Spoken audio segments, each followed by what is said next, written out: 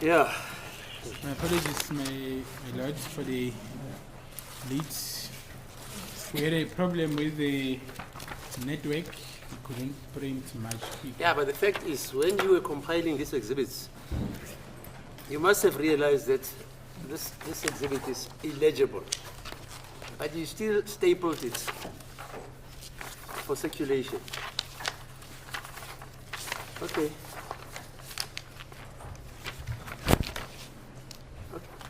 Yeah, can we start? We are on the annexure. Annexure A.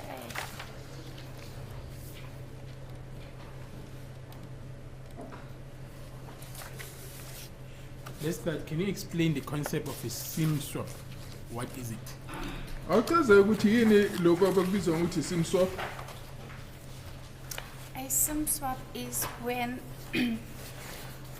you request or have another SIM card due to problems on your original SIM card, whether it's been hacked, stolen, blocked, you then go ahead and do a SIM swap. Jake isim swap yenziwa uma ukuthi umuntu unenkinga ngesim card yakhe ekumakhala ekhukhwini wakhe mhlambe ke intshontshiwe noma ke kukhona oyingenele noma kukhona ke okunye ke okuyinkinga ngaleyo sim swap. So kwenziwa ke ukuthi ke uyakwazi ukuthi ayocela ukuthi athole enye isim swap, enye isim card. And then the process that involved? The process that's involved is you can either go into a Vodacom shop or any retail shop, purchase a SIM card and do a SIM swap in that way. Jawu indlela okwenziwa ngayo ukuthi ungaya esitolo sa Vodacom noma esinye isitolo ufike uthenge iSIM card ebese kuyocela ukuthi ayiguqule. You can also do it by calling customer services and they will refer you through to the relevant people. Futhi ke ungafonela ke khona ke nase customer services lapha uVodacom bazokutshela ukuthi ungaya kubani abangakwazi ukukusiza. Information is verified before a SIM swap is done. Kukhona ke imininingwane ke fanele iqinisekiswe kungakenziwa ke leyo SIM swap. What type of information that has to be verified? It varies. Firstly, if you go into a store, you would have to take a copy of your ID. Kusho ukuthi kukhona imininingwane ehlukana njengokuthi ke uma esitolo esithize kufanele ke uphathe umazisi wakho, A copy of your Vodacom, a cell phone account, fanele futhi uphathe ke ne account yakho yaka Vodacom, or sometimes any other retail account. mhlambe ucelwe ukuthi ungaphatha ke nenye ke i-account onayo, Or some sort of proof to show that that SIM card is recut to your name. noma ke ube nolunye nje ulwazi ongalisebenzisa ukuthi ukhombise ukuthi ngempela leyo SIM card ayibhaliswe ngelakho igama. If you call in to do a SIM swap, Uma ke ufonela ukuthi ufuna ukwenza leyo SIM swap, about 5 questions are asked. uzobuza umbuzo emhlanje. These are a change randomly. Is a what? They change the questions. Kusho ukuthi ke le change mibuzo le inokuguqulwa kwezinye ikhathi. Your ID number is confirmed, Uye uthole isiqinisekiso sikanombolo kamazisi wakho. and they often ask you for your last 5 numbers dialed, Bangakubuza ke nokuthi inamba ezinhlanu zokugcina ozifonele iziphi. or when was the last time you topped up your airtime. Bangakubuza ke nokuthi wagcina nini ukuphinde uthenge i-airtime.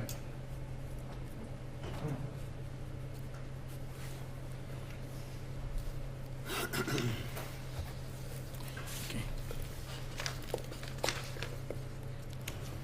So the information that you mentioned, does it get stored on the SIM swap information? Yes. Manje konke ke lokho kuyagcinwa ku record information.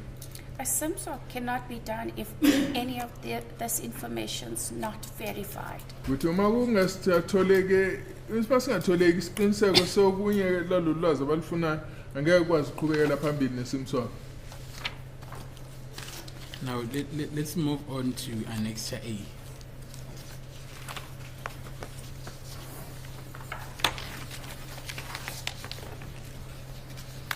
Can you take the court through that document?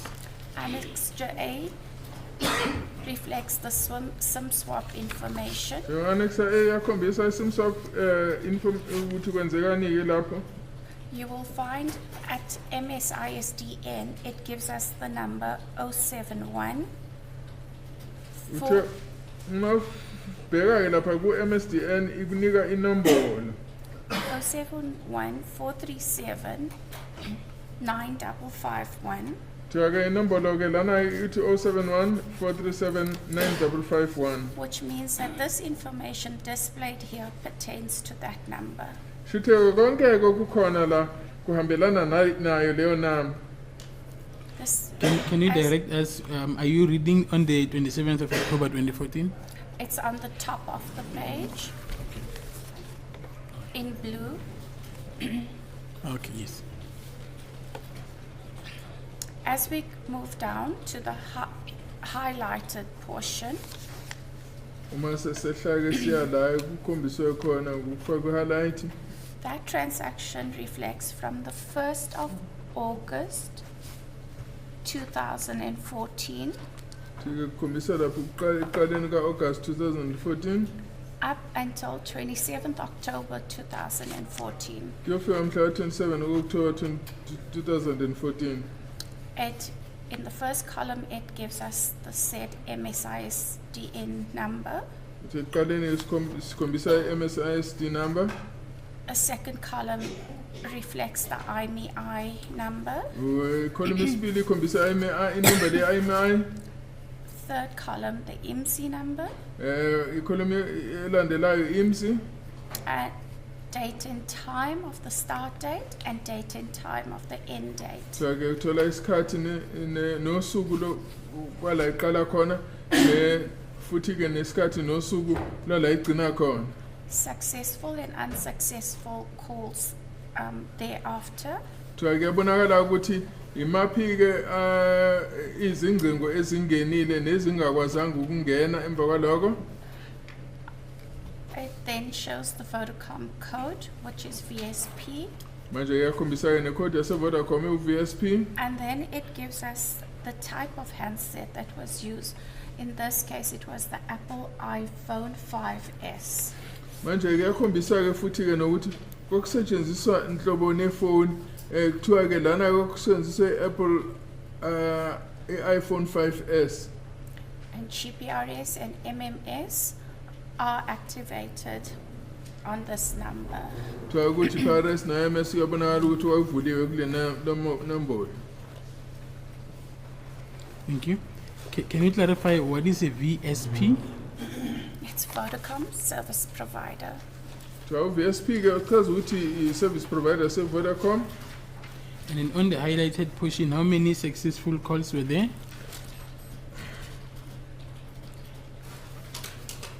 It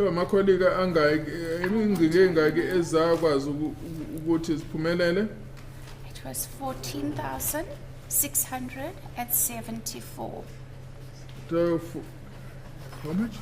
46,000. 14,674.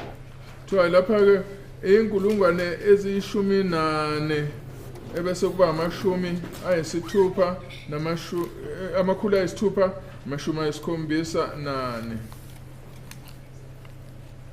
83 unsuccessful. Kuthiwa ke amashumi ayisishiyagalombili nantathu lezo ngcingo azikwazanga ukuthi ziphumelele. Okay. And then from this set of data, are you able to tell this code when was the SIM swap done on this particular phone? It was done on the 27th of October 2014. Kwenzeka lokhu ngomhla 27 October 2014. you look at the entry above the highlighted portion, you would find that the IMEI and IMSI number had changed. Athi uma ungabheka ke kulomugqa ongenhla kancane uzobona ukuthi iIMA neIMSI kwashintsha. You will also then have a look at the date that reflects as 27th of October 2014 at 16:21. So ungabheka ke umhla 27 kuOctober ngesikhathi sika 1621. Another way of identifying that this was a successful SIM swap is because if we look at the highlighted portion and we look at the IMEI ending with 3102, Uthi ufuna ukubona ukuthi kwaphumelela ukuthi kube neSIM swap la ungabheka ubheka le IMEI egcina ngo 3102. that IMEI also reflects on our set of data. Uthi leyo IMEI leyo iyabonakala ku data ayilethile.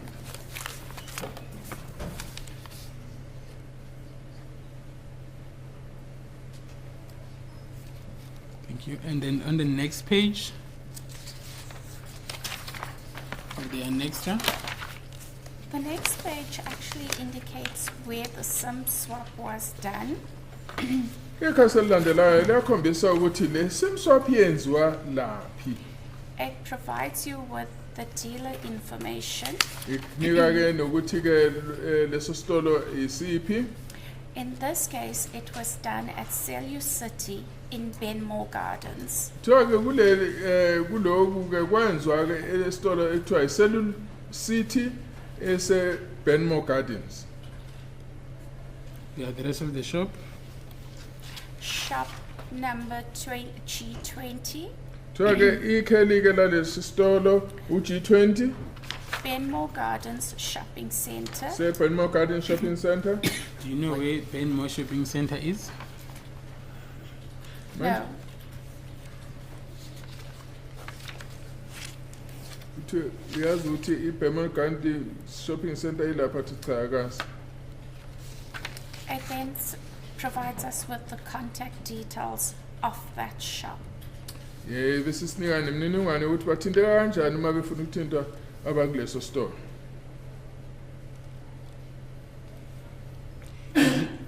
Are you able to tell whether it's a Vodacom shop or it's a retailer? Athi awazi yini ukubona ukuthi isitolo sawo Vodacom noma esinye nje. It's a retailer. Athi hayi abadayisayo nje. Do you have the details of the retailer? Athi imininingwane No, ke just lapho nayo. what's Athi hayi. reflects here. Athi hayi okunako nje yiloko okubonakala khona kuleli phepha. The name or the details of the agent? The following details identifies the agent as the person who had carried out the SIM swap. Bathi ke lana kukhombisa ukuthi ubani lo owayenza leyo SIM swap. Her name is Nikita Fester.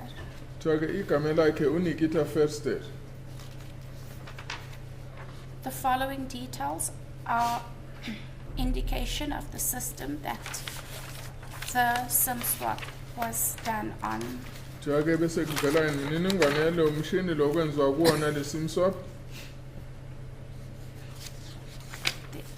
Her contact details as well as ID number and her position at the store is also available. Kuthiwa kuyavela ke nokuthi ke i-ID number yakhe nokuthi lana ke esitolo umsebenzi wakhe kwakuyini. So, on this particular transaction of the 27th of October 2014, are you able to tell whether an ID document was presented to the agent? I have no idea. But angeke ngakwazi ukusho ukuthi umazisi wale nikwa yini lo owayenza leyo SIM swap e-store. Are you able to tell who did the SIM swap? Uyakwazi yini ukusho ukuthi ubani owenza le SIM swap? Do you mean the person that person. had requested a new SIM card? That's correct. No, I have no idea. Cha lo ecela ukuthi athole sim card entsha alokho ulwazi olusikhombisa ukuthi kwakubani. Just want to check with you. The new SIM card that was requested, was it also inserted on the Apple iPhone 5S? No. Kuthiwa ke isim card le entsha akubona akukho rakhombisa khona ukuthi yafakwa kule phone le Apple. That was done on a Nokia 2330 Classic. Kuthiwa ke kwelo iyafakwa kule luhlobo ke lefoni okuthiwa iNokia 2330 Classic.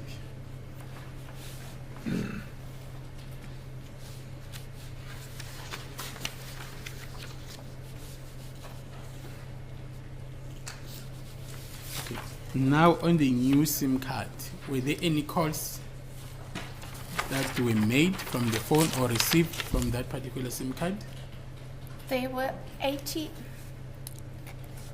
Just make it bigger.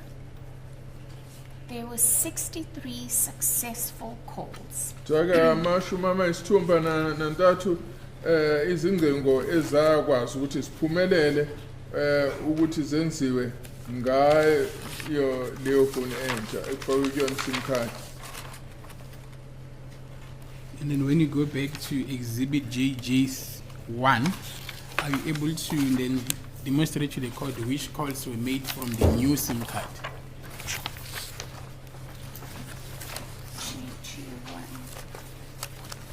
JJ1.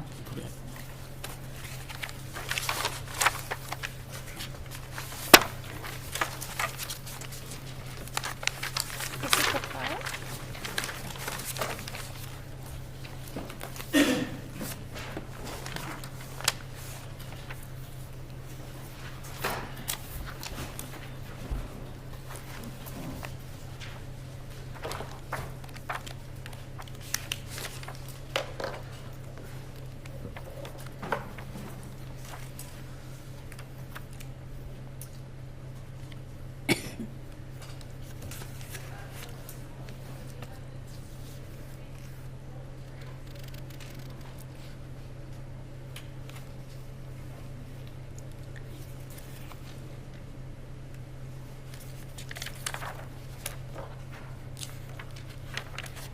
If we turn to page 364, Mase lapha ekhasini u364 we can then see towards the middle of the page, mase amaphakathi nendawo nje nepage the first activity with the new SIM card okwenzeka ke ekuqaleni ke ngale SIM card entsha on the 27th of October at 16:21:50. kuthiwa kwenzeka ngomhla ka 27 ku-October ngesikhathi kwaku-16:21:50. That was an MTC.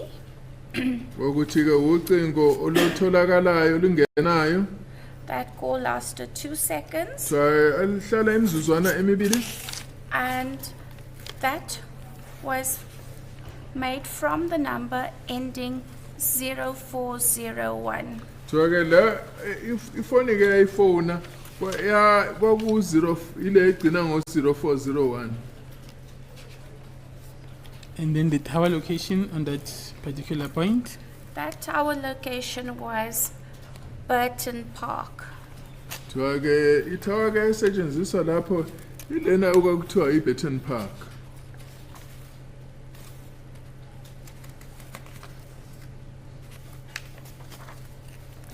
Thereafter, further down the page, Mwehla ngalo lelo khasi lelo at 17:10:23, ngesikhathi ke sika 17:10:23 there was an outgoing call kwaba nekhole ephumayo lasted 136 seconds kwaba imizuzwana eyikhulu namashumi amathathu nesithupha. to the Vodacom customer care line. Lapha-ke kwakufonelwa i-Vodacom la abasiza-ke amakhasimende ase-Vodacom. Below that, the next 3 calls are similar, So just at different times. Emva kwalokho-ke kwafonwa futhi kathathu and lezo ngcingo lezo ziyafana zonke kodwa-ke yikhathi ezahlukile.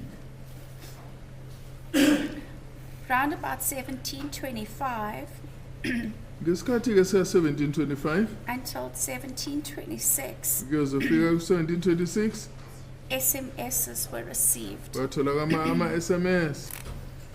At 1905 Ngesikhathi sika-1905 until 1915, kuyofika u-1915 calls were made Kwakukho- to Vodacom customer care. kwakukhona iy'ngcingo futhi ezaziyakho khona kwa-Vodacom customer care. And that goes on to the next page of 365. Kuyaqhubeka kuze kuyongena ekhasini u-365. At 1927 Isikhathi-ke u-1927 and 2104, nango-2104 the phone was on voicemail. hhayi ifoni-ke kwakuvele kungenwe ku-voicemail. And the respective tower locations.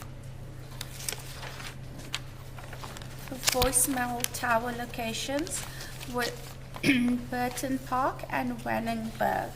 Manje-ke amathawa-ke kwakuyi-Burton Park ne-Wannenberg. Thank you. Evidence before this court is that the owner of the number ending with 551 was declared dead on the 26th of October 2014 at around 2100 or any time thereafter. Nje kwamnini kwale phone egcina 9551-ke washona. Can you get the time again? After 2100. Emva kwehora lika-2100 hhayi wayeseshonile. 2115 to be precise. Ukuthi-ke sibeke isikhathi ekuyisona sona kwaku-2115. With that background, is it possible that someone else performed the SIM swap on this particular phone number? Yes. Uma sesinalolu lwazi-ke ngenzeka yini ukuthi omunye khona wakhipha i-sim card kule phone number wafaka enye wathi yebo. So if it is someone else, when a particular person other than the owner of the phone number visits the retailer, do they have to present those documents that you mentioned earlier? Yes. Athi makuwomunye-ke umuntu angakwazi ukuthi eze nalamanye amadokhumenti azocela inombolo athi yebo.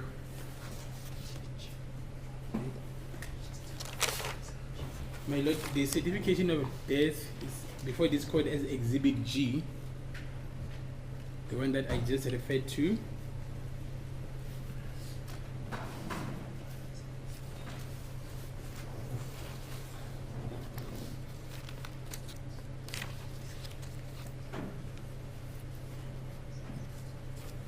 Let us proceed. So, amongst the required documentation for the swim swap is an ID, proof of address, and then what else? A copy of a proof of the SIM card belonging to you. In other words, your RICA statement or account showing your RICA details. Cha-ke ngaphandle kwamazisi-ke ne-proof of residence okunye-ke okudingekayo-ke ukuthi-ke isiqiniseko sokuthi ngempela le sim card yayibhaliswe ngaye lo ocelayo. So, with the information on Exhibit J1, the transactions that happened there, are you able to tell that this swim swap was done successfully? Athi ngolwazi oluphethelayo kuyabonakala yini ukuthi le sim swap yenzeka kahle ngempela? Yes, it was done successfully. Athi yebo ayenziwa kahle, iyakwazi ukuphumelela.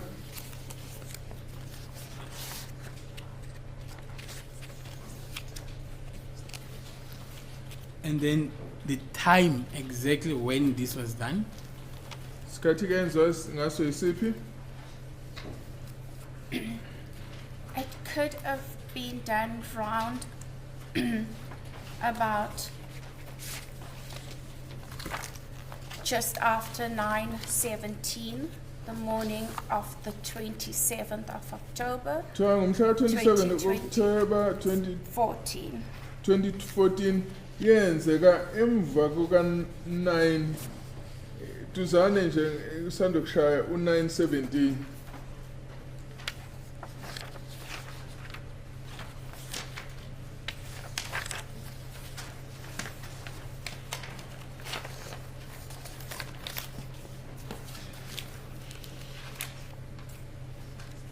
Okay, from this annexure E, are you able to tell the court that indeed the identity document of the owner of this number was verified or presented to the agent?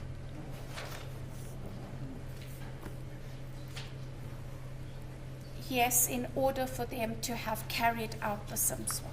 Athi yebo kufanele ukuthi ngempela umazisi womnini wale foni wale sim card okufanele ukuthi abe bemkhiphile ukuze kwazi ukuthi kuqhutshekwe nokwenza le sim swap.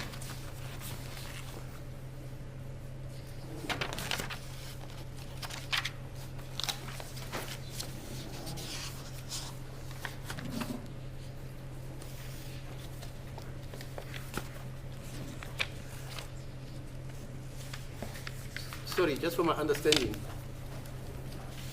is it imperative that the ID number or the ID of that person who is executing a swim swap at that particular store or retail must be produced? You can't avoid that. No, a copy of your ID, Yeah, not fine. just the ID number, a copy of your ID must be Must be. present. Otherwise they can't No, do the swim swap.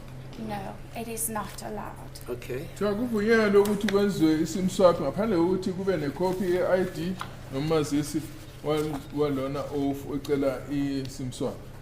Okay. On the night or in the early morning between the night of the incident or the early morning of the 27th of October 2014, evidence before this court is that the phone of the people that were in the house as well as the deceased, they were confiscated by the police. So umazisi walabantu ababekhona ngalolu suku ekuseni bathathwa amaphoyisa.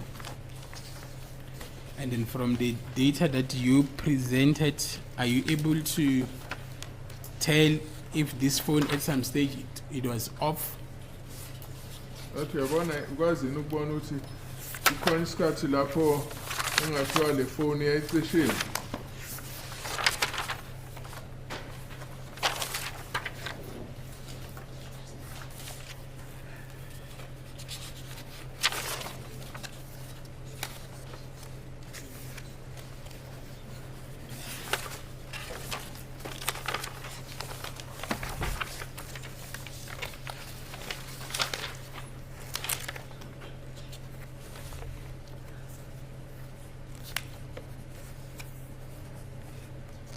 I did confirm that the cell phone was on voicemail, but I want to confirm the time from which it was switched off. Ngizokuthola ukuthi ilaphi la ifoni eyayicishwe khona. Is that census phone now, the deceased? Yes, the number ending 9551. One, yeah. Ja ile number egcina 9551 ekuyinumber kaSenzo. So at 21:04, 27th October, that's the last time on the AMA data that it reflects on voicemail. Ngesikhathi sika 2104 ngomhla 27 October ila igcina khona ukuthi ibonakala ukuthi yayi ku message. Okay. Furthermore, just for my understanding as well, these phone calls that were made to the Vodacom customer care and other phone calls that were made on the 27th of October, they were made on the device handset model Nokia 2330 Classic. That is correct, yes. Nathi ngiyakhombisa ukuthi konke okwenzwa kamuva kusekwenziwa ngale phone number iNokia 2330 Classic.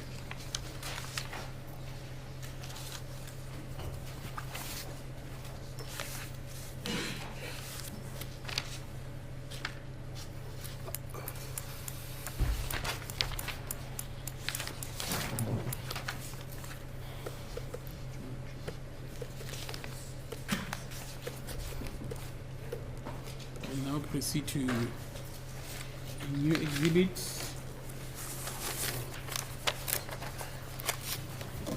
Triple J3.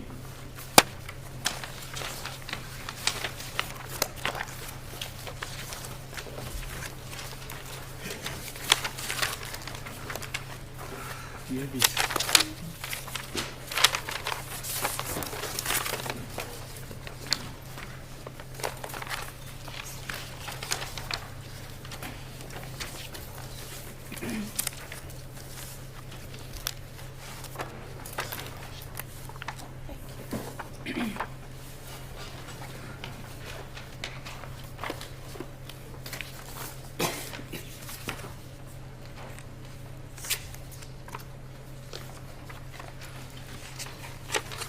Do you recognize that document that I just presented in front of you? Yes. Athi lamaphepha sisanda kunika wona athi yebo.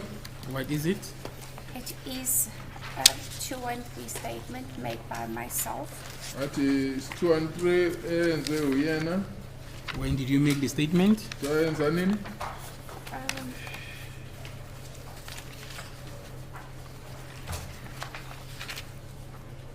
Could be round about the 15th of May, but I will verify now. Athi ngenza ukuthi yenziwa ngomhla 15 kuMay noma zingazo lezo insuku kodwa uzoletha isiqiniseko.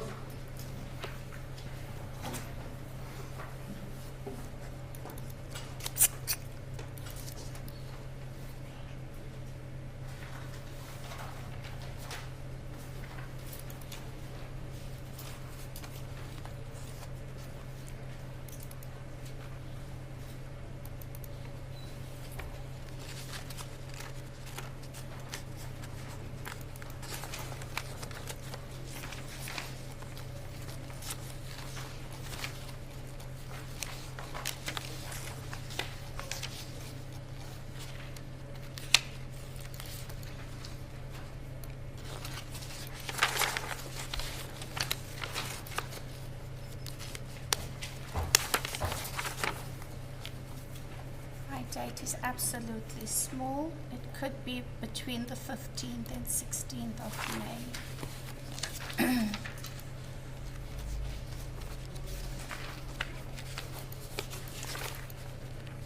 It is a digital signature.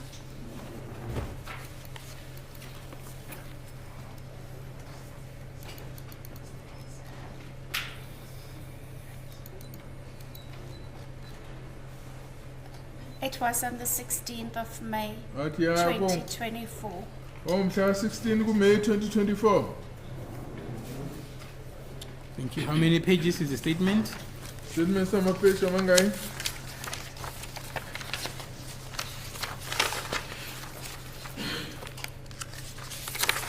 They comprise of 4 pages. Inamapage amane. Was it commissioned? Yes. Athi commission. By who? Ubani? Bradley Albert Smith. Bogo Bradley Albert Smith. The date in which it was commissioned? On the 16th of May. Ise commission ngomhla 16 kuMay.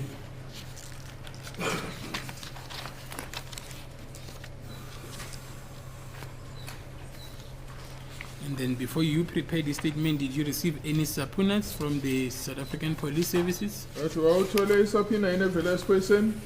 Yes. That's towards the end of the document. Wathi yebo, uma siya ngasemaphethelweni alamaphepha. Subpoena received from Brigadier Gelinda. Ngiyakhombisa ukuthi isapina evela kuBrigadier Gininda. When was dated? When was it dated? Wathi ke usuku olukhombisayo lapho lwanini? 27th May 2021. Wathi mhla 27 May 2021. And the nature of the information that is required? Wathi ke okwakucelwa kwakuyini? Detailed billing, which is the incoming and outgoing calls, the handset profile, Kwakucelwa ke ingcinga ezingenayo nesiphumayo futhi nokuthi kwakusetshenziswa inhloboni ye-handset ownership information, nokuthi wawekabani cell phone towers, namathawa impela aqhumana ngawo. mapping, mapping, Kusho ukuthi ke namamephu, GPS coordinates, kusho ukuthi ke nokuqondanisa kwe-GPS RICA information. ne-RICA information.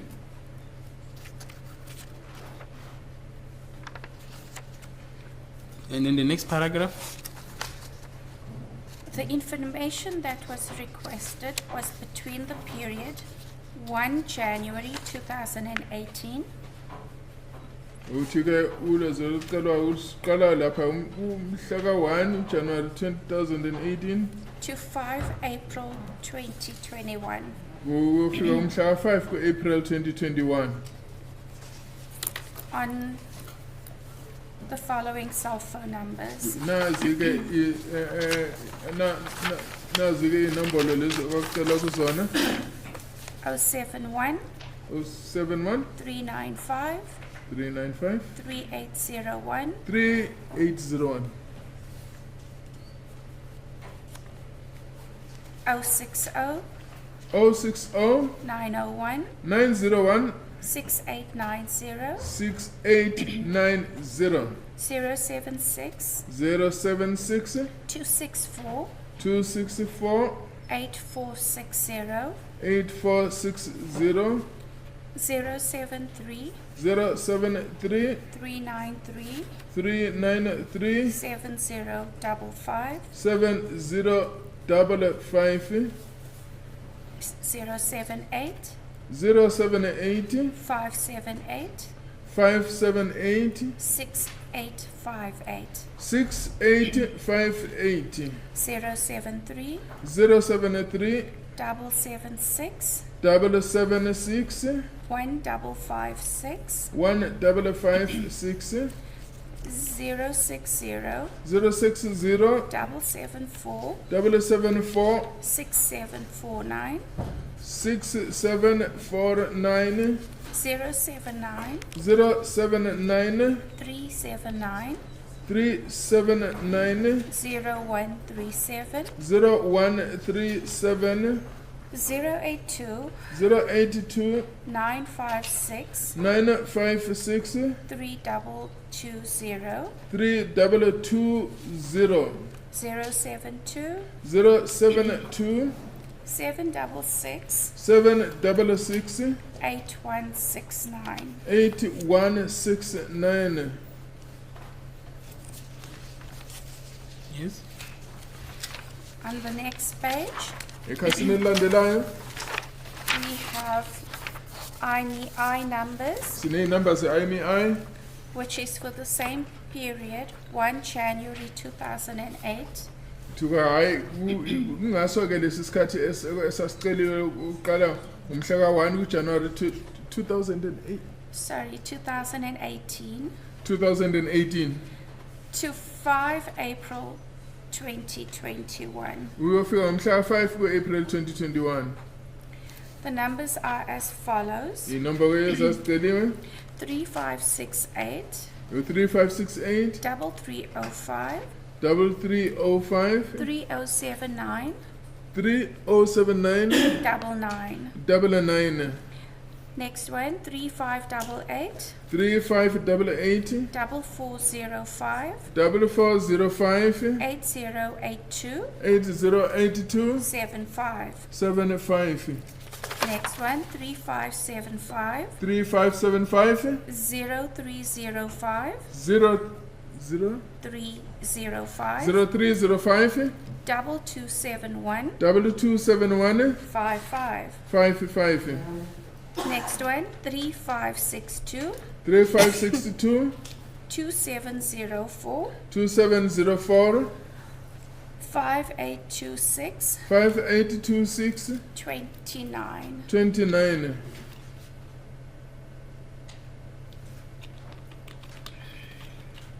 Next one, 3572 3572 5704 5704 0663 0663 86. 86. 3575 3575 0305 0305 2996 2996 71. 71. Are you still fine? Just need a second, please.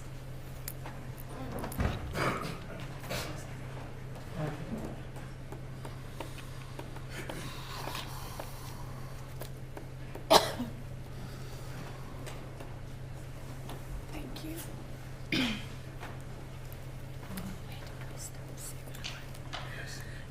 Next one is 3538 In Landela 3538 1208 1208 0564 0564 860. 860. My lord, can we just pause here, just for the witness to compose herself again? She's struggling with the cough. What's your time then? 12:30. Are you able to continue today? If you're not, are you having a bout of flu or what? I've been ill for the past 3 weeks. Okay. Yeah. So, but are you able to continue? Otherwise, we can adjourn for you up to tomorrow. Okay, I'd appreciate that. Thanks. Is that okay?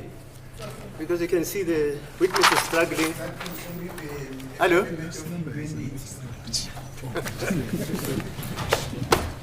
They say there's an element of humanity in this creature. Yeah, because of the health status of the accused and the witness, I think we should grant her the time to recover a bit. So we'll postpone up to tomorrow, 10. Okay? Sure.